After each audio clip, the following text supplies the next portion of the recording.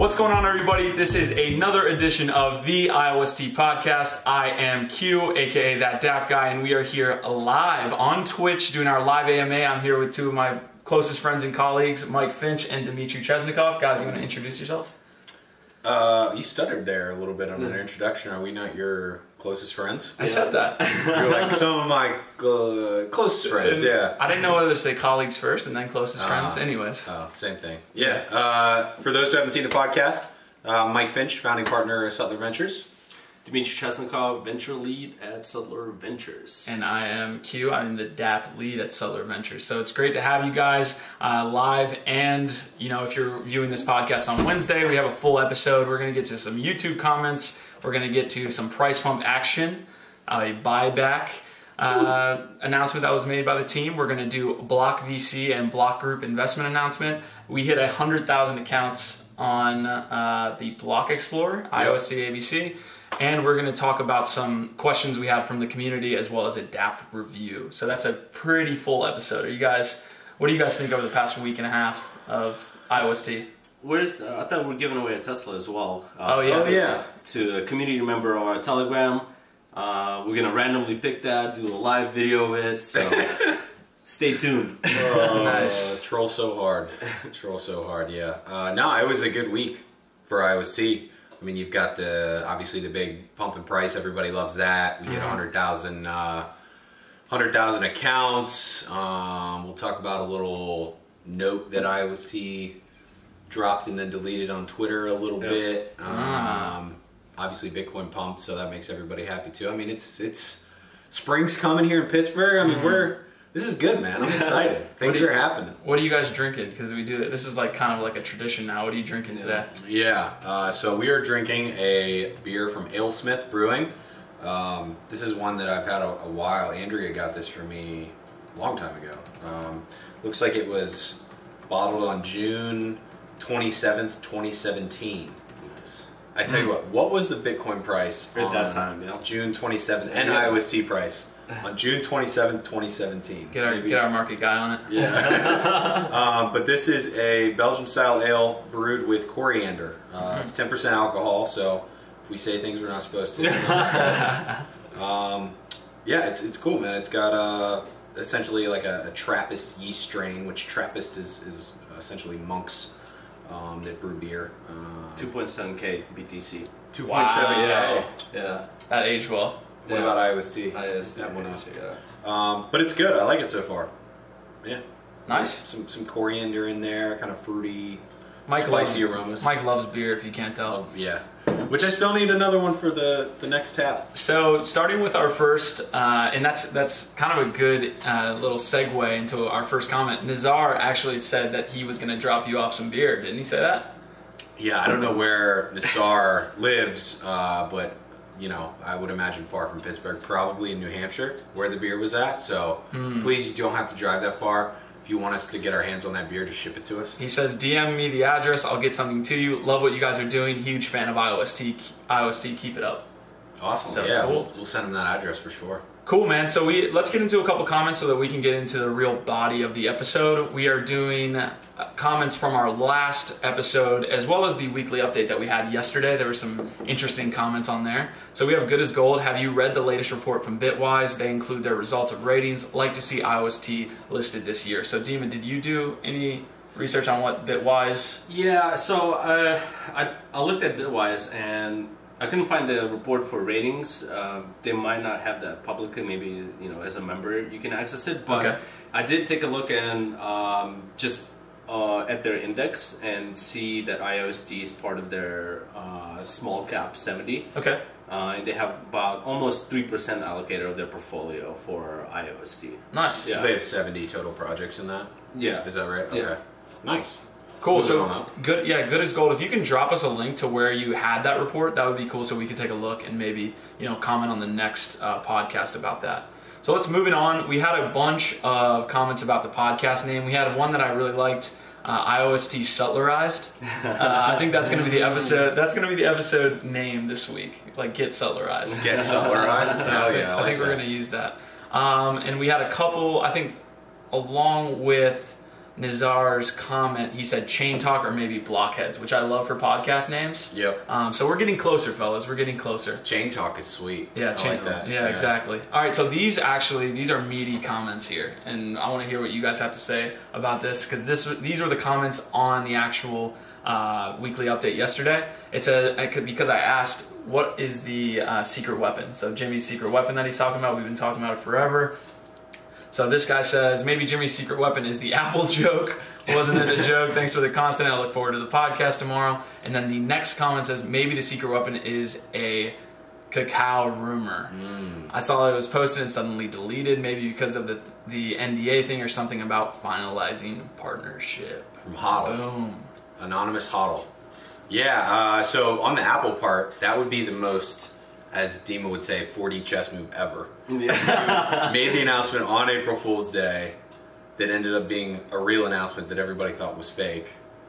Yeah, I don't think that's it. But the Kakao thing might be. So for those who didn't catch it, on Friday, March 29th, there was a tweet that went out and then a tweet that got deleted.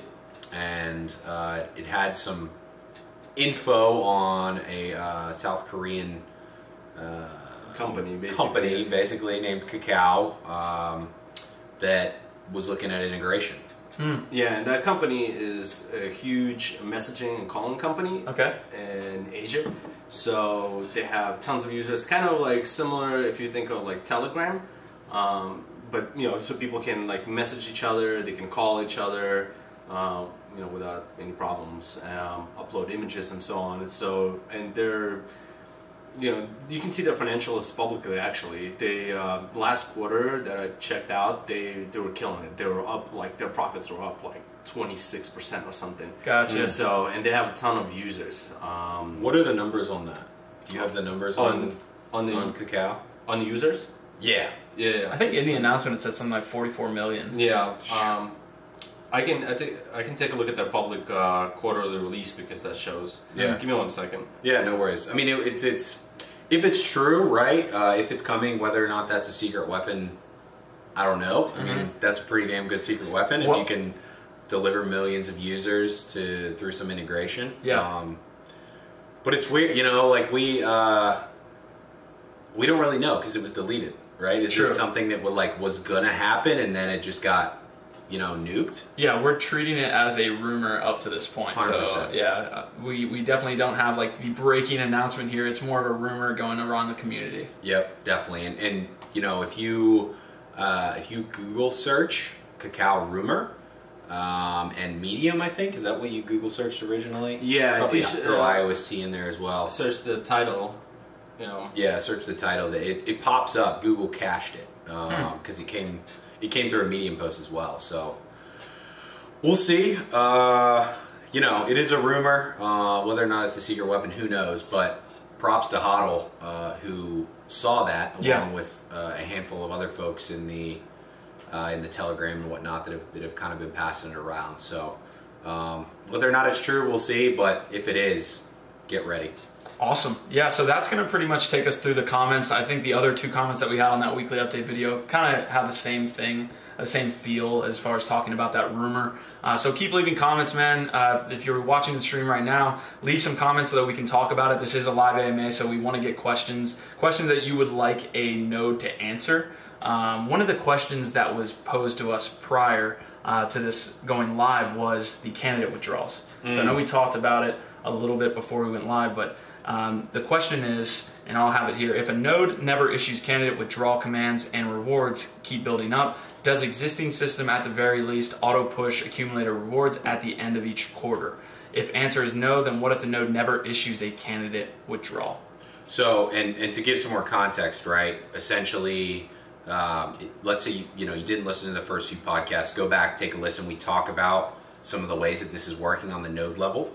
But basically every 24 hours, the node that you vote for has to go in and claim the rewards that you're due, right? So if you get a bunch of rewards on Monday and then you don't see any again on Friday, it's likely not an issue with IOST. It's just the fact that the node is not claiming those rewards on a regular basis, or they don't have it set up to be automated. We're claiming them on a regular basis. set up to be automated, no issues there. But in regards to the question, it's basically, let's say this node does not do any of the claiming whatsoever, and you're a user, you stake your tokens, you forget about them, right? Often the best way to invest in a project, just invest and forget about it, right? 2 months go by, you haven't gotten any rewards, you're like, what the hell? So the question is there some sort of setup from the IOST team where some sort of push would happen that would allow those 2 months of rewards to be pushed out if the node never pushed it out manually themselves? And it's a good question because, and this is what we were talking about before the podcast, it kind of comes down to that like decentralization versus centralization question again.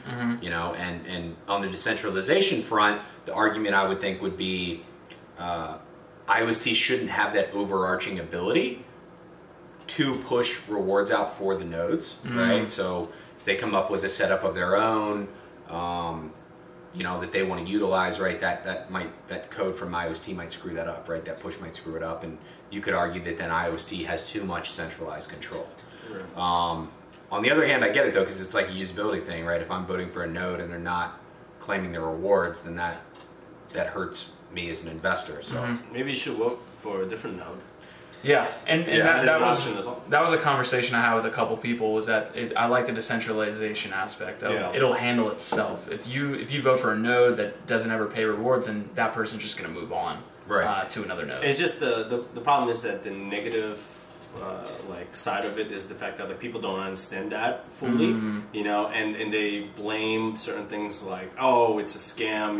I was supposed to get rewards, but I'm not getting anything.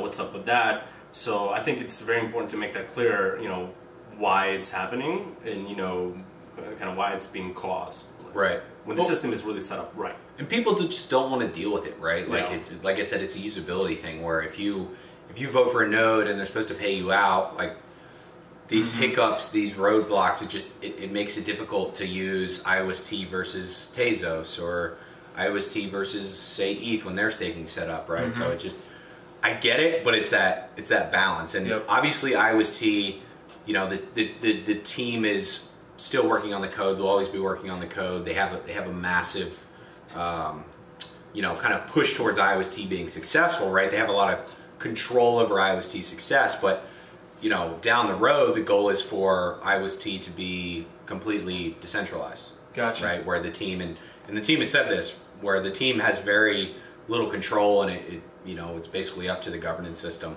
and it's up to the community to push it forward. Whether or not that some sort of kind of voting mechanism or whatnot will be installed, we'll have to see. But I know that is a goal down the road from the team. So it's kind of like, okay, well, do we input something like that helps users now, understanding that it is more of kind of like a centralized action? Yeah. Or do we just say, nope, this is it? This is what you got. First bill done. Gotcha. Yeah, I don't have an answer. It's kind of like looking at like a short-term fix, or looking at the broader goal for long-term. Like, what are you trying to make? So making it like a short-term fix that can kind of wreck you at the end. Might not be the best way to go about it. So or at least push back the goal. Yeah, exactly. Seems like child development to me. So when a kid is first born, right, you're helping him through, right, get to the point where then he's self-sufficient. That makes sense. Training wheels. I've had conversations with people on Ethereum though, and they look at it incredibly differently. Like Ethereum maximalists really believe in like decentralization, and they hate EOS and they hate IOST. Not to say that all maximalists don't hate the other chains, but Ether specifically, I talk to those people and they're like, EOS and IOST, like those aren't decentralized. I'm like, well, there's a middle ground that we're always talking about that they don't get. They see decentralization as a zero-sum game, kind of. Yeah, and you could obviously argue back towards Bitcoin or ETH that a lot of the miners right now are centralized, right? It's like 5 or 10 companies that kind of control the mining. So it's like, it's an argument you're never going to win per many points you've made before. This is the fun of it, right? Like, this is the fun of seeing how is this going to evolve. At the end of the day, the solution right now is you need to vote for a different node. right? If that's happening, if you're not getting rewards, you know, maybe it's a smaller node or something, or it's a node who you know, doesn't have social media, you don't have any communication with. Yeah. They're just, you know, need to vote for somebody who's doing what they're supposed to be doing. Yeah, and you know, if you have a question, definitely hit them up. You know, if they have those channels, which every node should, you know, to take in feedback and any questions that people will have. You know, this seems like a no-brainer to me. Yeah, and that was a answer that another person had was that node needs to have a Telegram. That node needs to have some type of way that person can get in contact. So we're going to move on to the next point. We kind of jumped ahead with that question. We're going to talk about the price bump that's happened over the last 24 hours.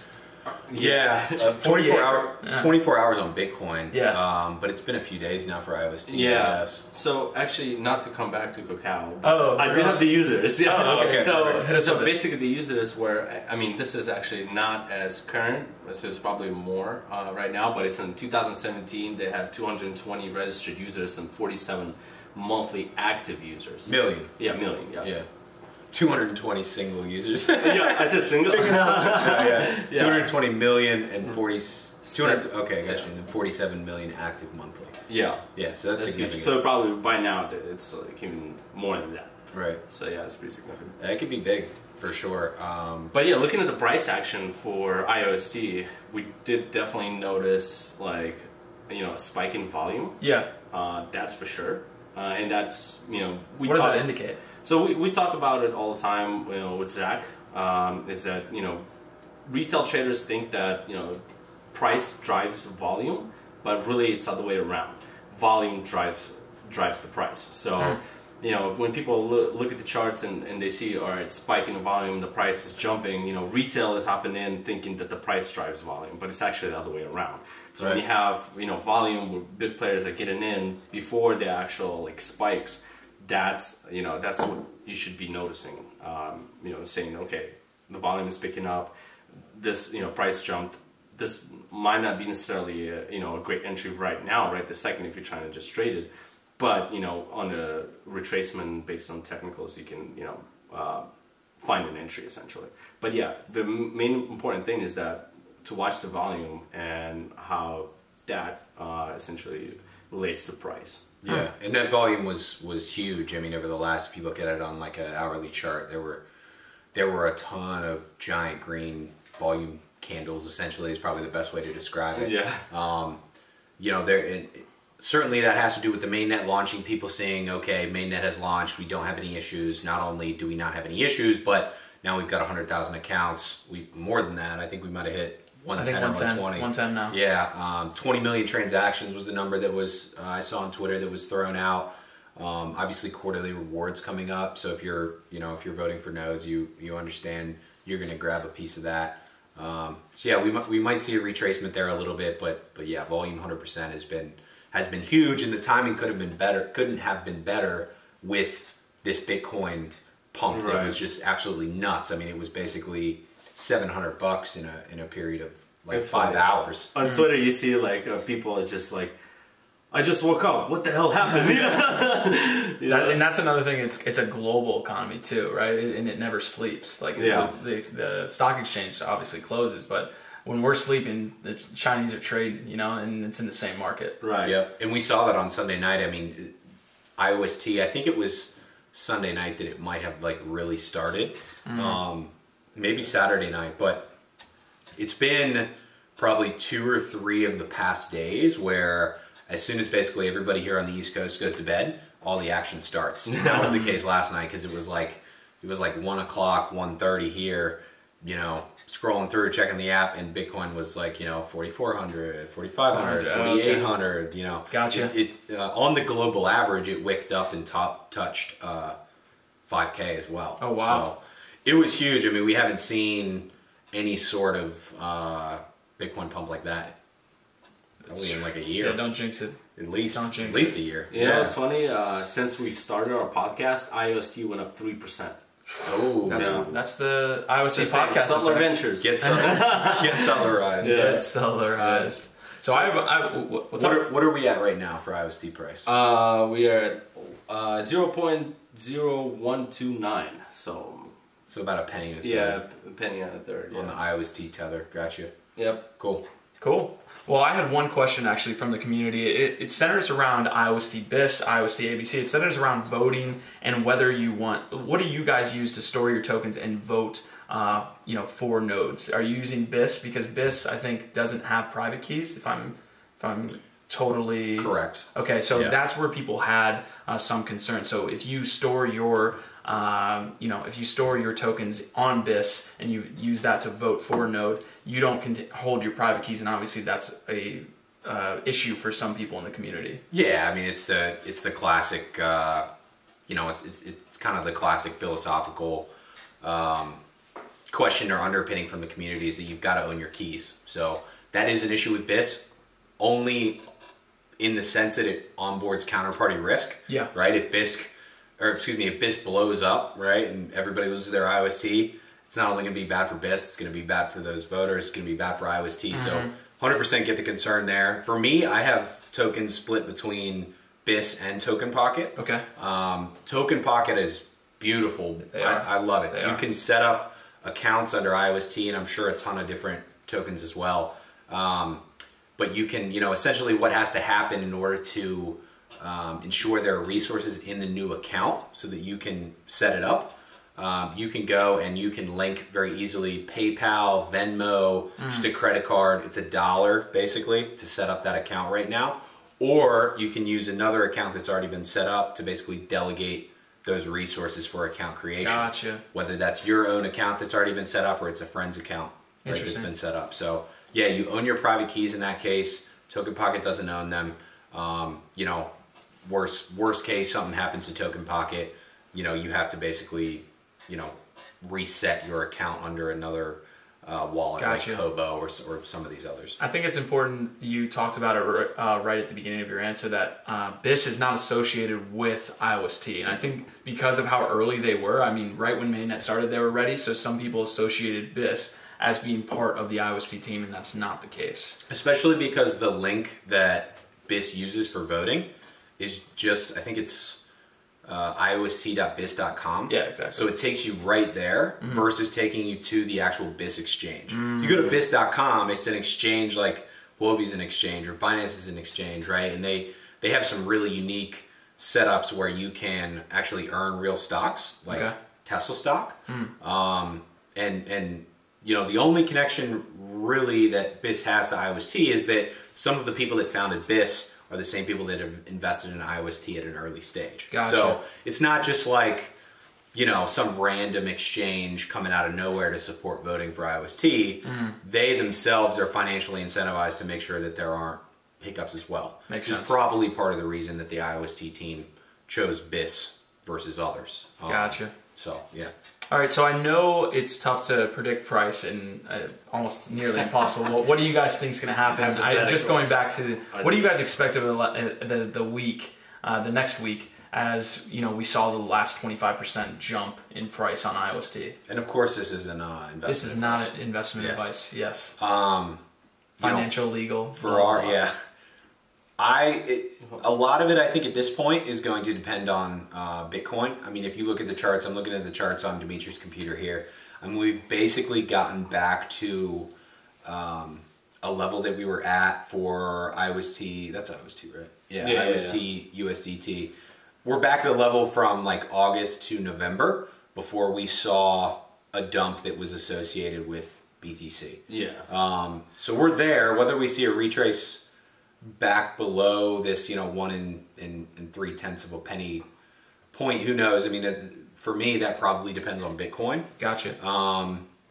But the upside on IOST still is very strong, in my opinion, just because, and I was talking to a developer today about this who works for some other protocols. He was basically saying, IOST where it's at now, what is today? April 2nd, Tuesday, as we're recording this. Yeah. It's basically just a token to some degree, right? Like there's not a lot still surrounding IOST if you compare it to say like a BNB, right? A Binance coin, where Binance, you can do all sorts of things with it.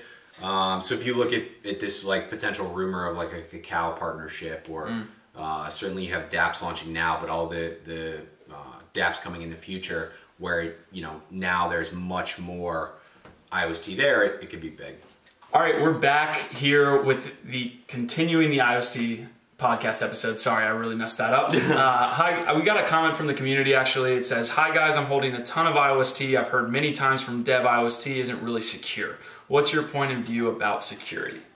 Yeah, I would say, I mean, I've obviously never heard that, right? I don't know. It's kind of tough to respond to. I mean, it's IOST, as far as I've seen, is very secure, right? Yeah. In the same way that a lot of these other protocols are. I think the biggest thing that comes up with security is often number one, the potential for 51% attacks, which other protocols have suffered from. I think some that have been staking and others that haven't. Where if essentially the setup isn't large enough, right? There isn't enough of a network effect. Folks can come in and they can kind of mess with the network and run that 51% attack. Gotcha. That certainly is a risk of every protocol to some degree. So that's generally one concern. The other concern is one you would generally get from, say, like Bitcoin maximalists who are just proof of work, you know, all day, every day, and yes, proof of stake is new. Yes, delegated proof of stake is new. Of course, proof of believability, you know, as a consensus mechanism is brand new. So, are there security issues there? Right, there's always a potential for that. Right, like this is risky stuff. It's bleeding edge tech. But there's 100+ people working on IOST with some of the leading devs in the entire world. Right, so you know, there's certainly nothing been like identified as this.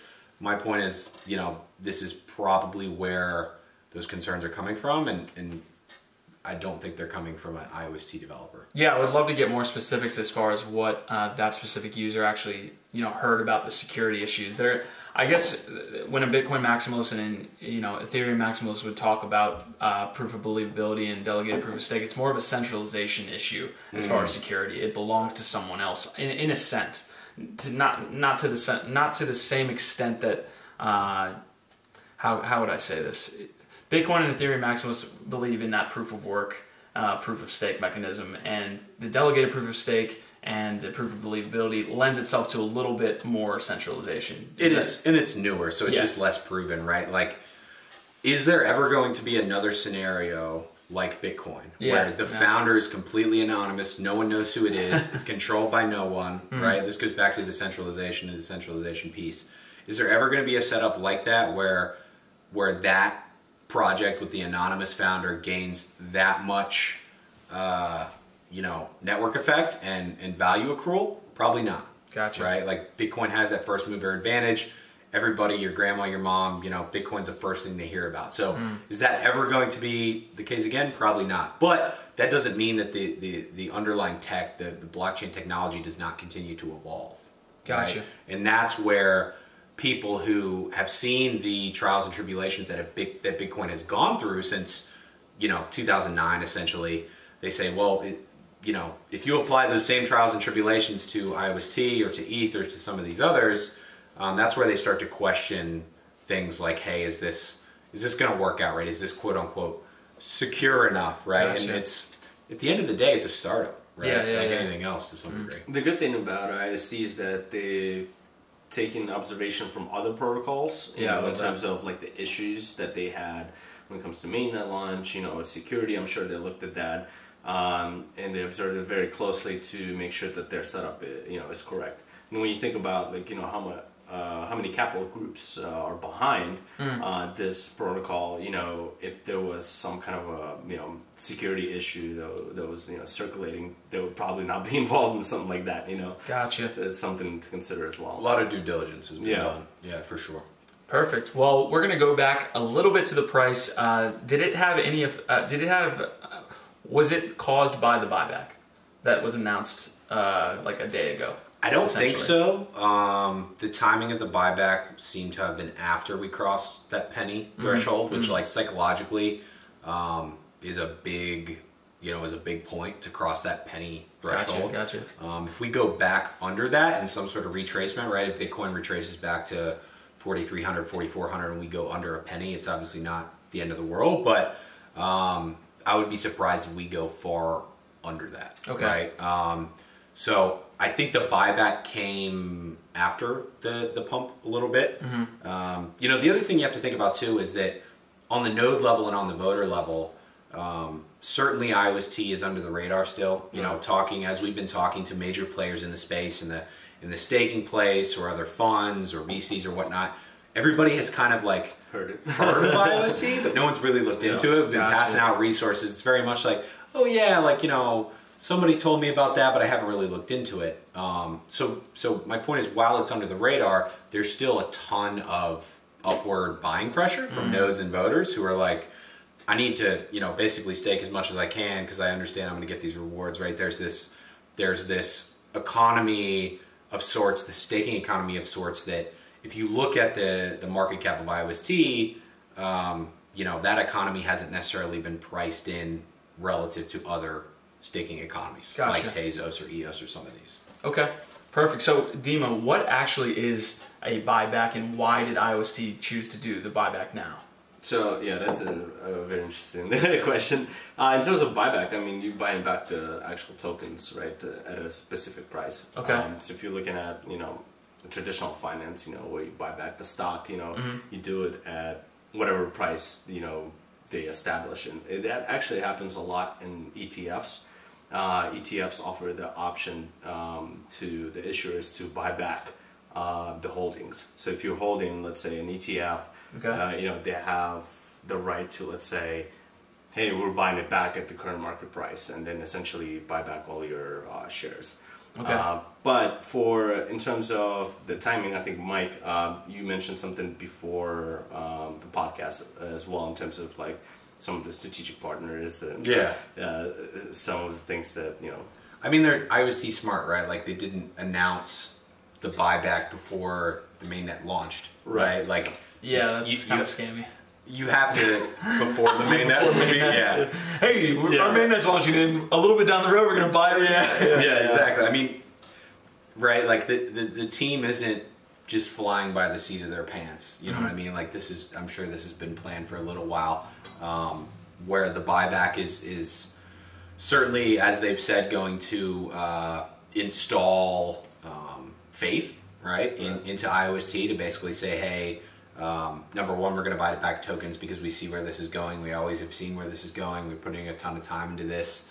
You know, we're going to use our resources to buy this back. I think they said that profits had basically exceeded expectations. You know, whatever that means. It's always good to see them buy back. The other important piece there was they said that a lot of the founder tokens are going to be locked up.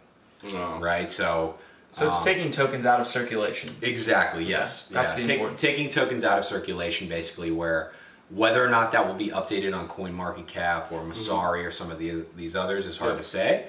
But what that does is it basically, you know, pulls supply out, right?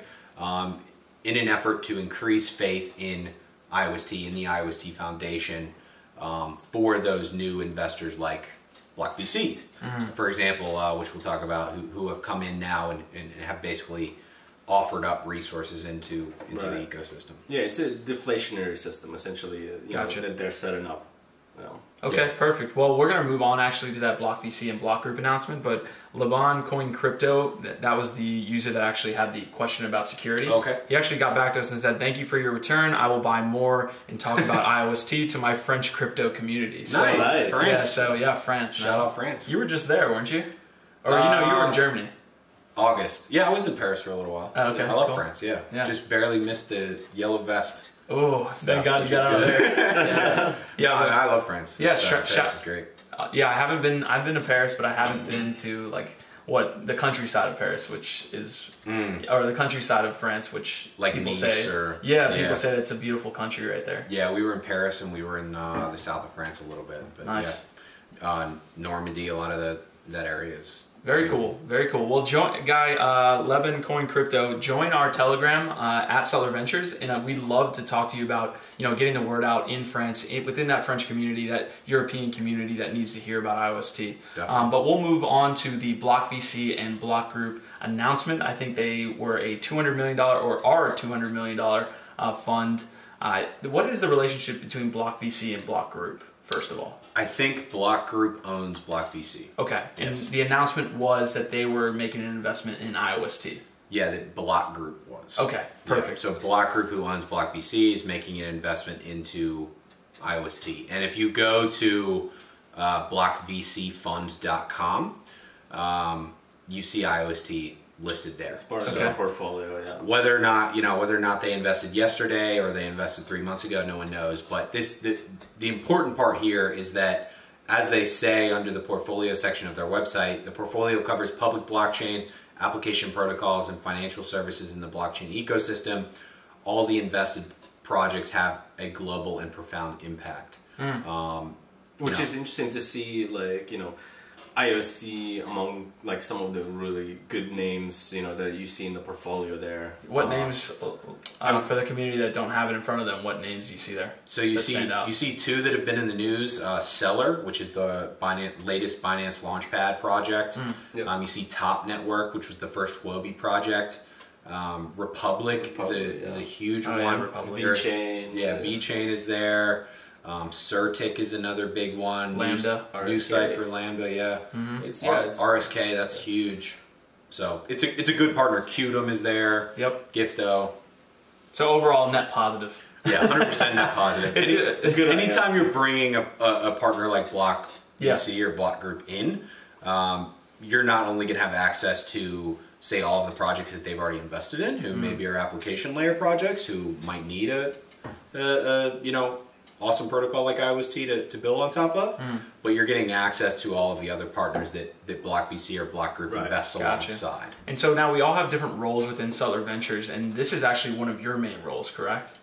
As far as Sutler Ventures go. So can you explain how that works within Sutler Ventures? Yeah, so, and you're referring to just kind of bringing resources in? Yes. So Dimitri and I, one of our big focuses is certainly bringing resources into the IOST ecosystem, which kind of, it kind of seems cliche, right? Yeah. But if you look at previous protocols to IOST that have been successful, right? ETH in particular. One of the main reasons, in my opinion, that ETH has been so successful, other than first mover advantage and other than all the hard work the team has put in, is that they have this massive organization called Consensus behind them, right? Where Consensus, certainly in the most recent news, they've had to kind of slow down on some ventures and whatnot that they started in the bull market, had to lay some people off. But if you look at it broadly and you look at the history of Consensus, it's basically one of the Ethereum co-founders has gone out and has started this conglomerate of businesses that will then bring resources, bring the top talent in the space and outside of the space to Ethereum. Yeah. Right? So one-man wrecking crew. Yeah, or one giant conglomerate wrecking crew as it has turned into now. They're a major player in the space, and yes, the IOST team is incredibly strong. Yes, their presence in Asia is growing by the day, right? If we're launching announcements like Kakao, that's massive. But you have to understand where the crypto and blockchain ecosystem is going, and as much as someone might not like it, it's definitely going towards more of that traditional financial, kind of wavelength of sorts when it comes to alternative assets or alternative investments. So you have to have things like custody providers. You have to have, things like exchanges, whether it be crypto or otherwise, right? Like BOCT is something that's launching here.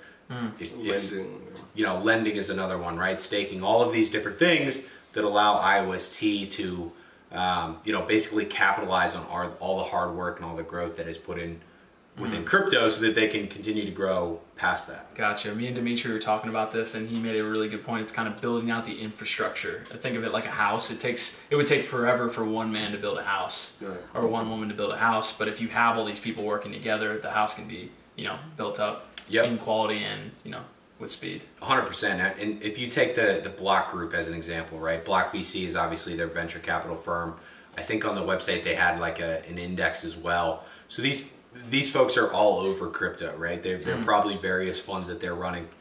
Let's say they're going to, Fidelity or a major traditional hedge fund that, maybe they start like a $20 or $30 million crypto VC fund as kind of a starter. Well, if they want to invest past that, if they want to start viewing cryptocurrency as truly an alternative asset versus just kind of this like weird world of like software and startups and unknowns, you have to have this infrastructure in place for these funds to just invest in them in general, right? Gotcha. Like these funds aren't, custody is always a big topic. These funds aren't going to hold $5 million or $10 million in IOST. You know, you're going to offset that risk. Gotcha. Okay, perfect. All right, so the last bit of news that we have is actually going to be the DApp roundup. It was a huge, I know we talked about this on the weekly update, but it was a huge week this past week for dApps. There were a ton of dApps actually launching. There were a lot of announcements for dApps. We have the March 30th blog announcement here, or the blog roundup essentially for these dApps from the IOST team. So at the time of this, actually there were 7 dApps. There were 224 partner nodes, number of transactions 19 million, and the number of contracts deployed on chain is 40. So, and the accounts obviously have shot up from 57,000 to 110,000. What do you guys think about the dApps that are coming? Have you used any dApps? Or are you looking to, start using these dApps? I know I am interested in them, but I want to know what you guys have to think. Yeah, I mean, you're obviously the dApp lead. You're the dApp guy, that dApp guy. But of these, I'm probably most excited about the horse racing one, Crypto Derby, simply because of that racetrack concept we talked about. I think, was that last episode? Yeah, I think so. Yeah, last episode of the podcast, where basically on Crypto Derby, you can, with enough IOST, actually own the racetrack. So now you get into the world of like a Decentraland kind of world, right? Where there are economies within the digital world. If you can own the racetrack, you are incentivized to go out and promote Crypto Derby. You're incentivized to go out and spread the word, get people to, race their horses.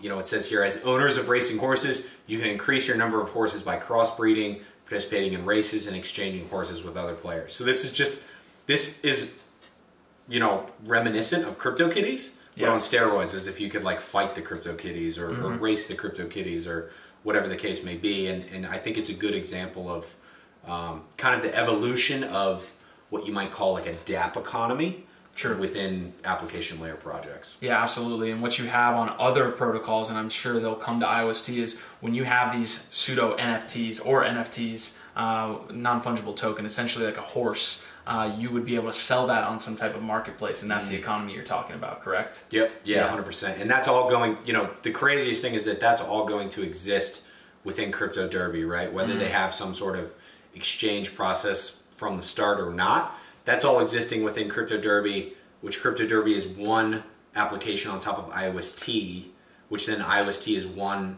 protocol within cryptocurrency, which cryptocurrency is one, alternative asset, if you will, globally. So it's just, the world of non-fungible tokens and kind of the digital world is endless, and we're starting to see it like an Atari level, kind of the varying tranches of sorts that we're getting to with dApps and protocols and all this, and it's cool to see it happening on IOST. Absolutely. We have our French friend asking another question about CMC top 10 prediction. What, he thinks that IOST is going to be in the top 10? Yeah, well, he was in the channel, in the Telegram, IOST Telegram channel, and people were saying that, within he's saying a year?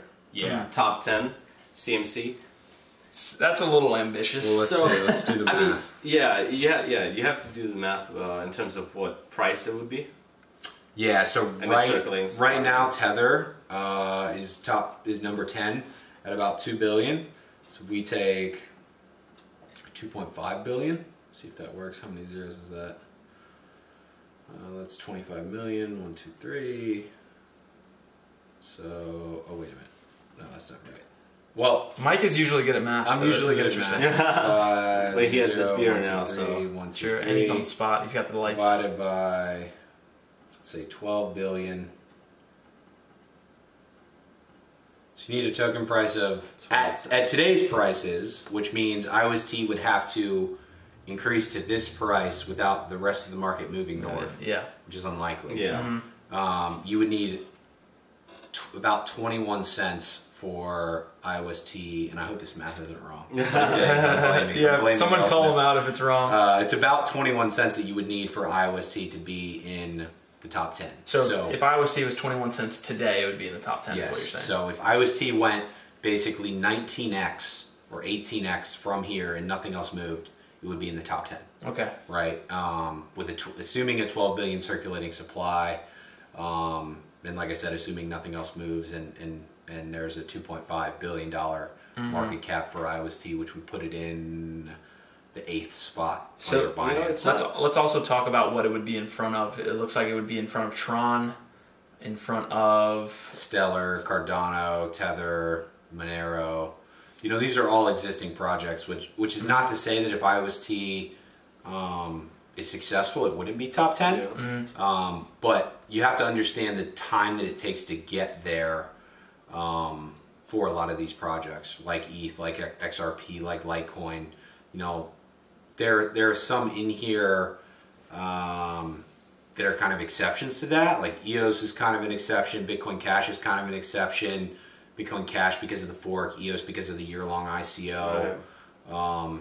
But the rest have been around for many years, you know, like Stellar and Litecoin and these others. It's interesting to actually see how CMC has changed, year over year or whatnot. People have posted screenshots before of the top 10, top 50, and we've seen how much that tends to shuffle as the time goes on. So it's not too crazy to think about IOST being up there.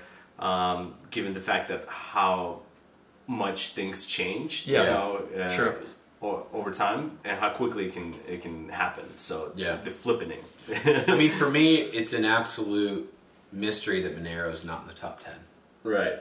Understanding the use case, understanding the history that they've had, understanding all of the basically improvements that they've made to the project. It's crazy. I mean, Bitcoin SV is number 12 and Monero is number 13. So point of this is that market cap is only so accurate right now. Accurate and kind of a good representation of actual value. Gotta help you if you go into past the top 25. Me and Dimitri were looking at the top 100, I think, like 2 weeks ago. Yeah. And some of those on that list, it's absolutely atrocious, the market cap that they're at right now. It's crazy. We I didn't realize how much, junk there is that is still placed at higher levels. And in the back of my mind, I'm always thinking, well, IOST is so much better in this. And it's like, how come, we're at those levels? But it's like, it is just initial stages still. Sure.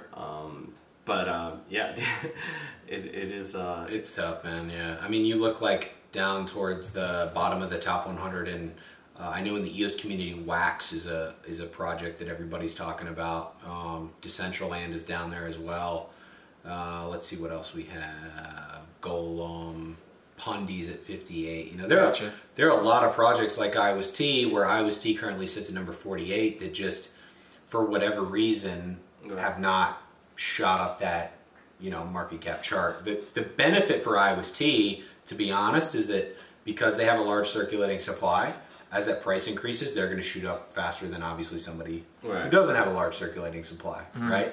So that's why a lot of people are not bought into the market cap equals value statistic, because you yourself as a project can determine what the circulating supply is. Right. So it's kind of like, well, why wouldn't I give myself a large circulating supply? Because then I know I'm going to have a better chance of running up. It's fascinating how many people actually don't know that, or don't think about that. But also it's important to point out that, a lot of times the funds would make decisions, in terms of how they balance their portfolio based on market cap and the positioning. So it's interesting to think about, if you're IOST, let's say, holding, and it holds 3% of your portfolio, but because of the pump that happened in the price, you might want to think of rebalancing or maybe increasing the percentage in terms of the weight of IOST in your portfolio. Gotcha. So that's something to interesting to keep in mind, that a lot of funds do rebalancing, let's say, on a quarterly basis or some on annual basis. Based on essentially the performance of their holdings and market cap per se. Yeah. As one example here on market cap, Qtum, which has been around for a long time, has thousands of nodes. It's a strong project. Is number 27 with a market cap of 285 million. Right? Yeah. Well, they only have a circulating supply of like 89 million. So if you gave them the same circulating supply as IOST, i.e. 12 billion, they would be in second under Bitcoin with like $38 billion market cap. So it's like, I mean, you can play that game with any project. It's just this is the setup that it is. I'm sure there are a lot of projects who are like, shit, we should have launched with billions of circulating supply tokens. But certainly it's not something to really say like, hey, there's value here because of this. Value not here because of this. Okay. Just don't base your decision just based on that. It's kind of like the ratings thing. Right, exactly. So Levin, I hope you, or I don't know exactly how to say that, but Levin Coin Crypto, I hope that was an adequate answer for you. Keep asking us questions. Thank you for the people that ask us questions via Telegram and Twitch. I know this was our first time doing this. We have about 5 minutes left. Did you guys have anything you want to cover before? Well, he's got something else. He said any idea on the secret weapon? On the secret weapon. Oh yeah. Well, we hit on that a little bit earlier in the podcast. I think we think it's the Kakao rumor. Yeah, it might be that. So at this point, it's a lot of speculation, which is what we love. So Kakao might be that secret weapon. Mike what was your guess before this rumor came out? I don't even remember. Oh, okay. But probably because of the horny devil. But no, I mean, the only thing that might tell me the Kakao thing is not the secret weapon is the way that the tweet was formed, because the tweet basically said IOST, like strategic partner update. Right. And then they also hashtagged something called contents protocol. Yeah. Which we've heard about before, but it's not really like, if they'd come out and said like, on the tweet, like, here's the secret weapon, it's like, okay, well, this is very clearly the secret weapon, but for it to be a secret weapon as Jimmy has described, I would think it's something that would function whether Kakao is using it or Crypto Derby's using it or a user is using it, right? It's something that he has basically come out and said. It's a tool. It's a tool or an integration or something that is going to make it significantly easier for folks, whether they use Kakao in South Korea or they use Instagram in US or they use Telegram in Russia or whatever it is, right? Gotcha. Like Kakao doesn't come off as a secret weapon. Contentsprotocol.io, check it out. They're already working with a big Asian company called Watcha. That was in the That was in the tweet. Yep. Yeah. So they have 4.5 million users on that. It's essentially an app that provides reviews for like books, movies, so on. So like you get rewarded for doing that. Awesome. Interesting. Awesome. Well, I mean, I love how we're speculating about this. Honestly, it's a genius marketing move by Jimmy. I don't want to boost his head too much, but it has us talking, man. It really does. And it has people talking within the community, so it kind of did its job there. We only have about 2 minutes left. For those of you that are watching via Twitch, thank you for watching this video. This is our first time, so we love constructive criticism. Yep. Oh, you guys wave to the camera.